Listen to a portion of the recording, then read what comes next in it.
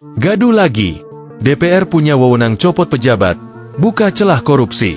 DPR resmi mengesahkan revisi Peraturan DPR RI Nomor 1 Tahun 2020 tentang Tata Tertib (Tatip) dalam rapat paripurna yang digelar di Gedung DPR, Jakarta, Selasa, 4 Februari 2025. Dalam revisi tersebut, DPR memberikan dirinya kewenangan untuk melakukan evaluasi berkala terhadap pejabat negara yang sebelumnya telah melewati proses uji kelayakan dan kepatutan (Fit and Proper Test) di DPR.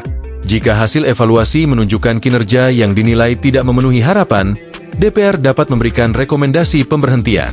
Namun, aturan baru ini menuai kritik karena dinilai bertentangan dengan prinsip pemisahan kekuasaan, berpotensi menciptakan konflik kepentingan, serta mengancam independensi sejumlah lembaga negara. Mantan anggota Kompolnas periode 2020 hingga 2024 Pungki Indrarti menilai, revisi tata tertib DPR yang memberi wewenang DPR mencopot pejabat negara dapat membuka celah korupsi.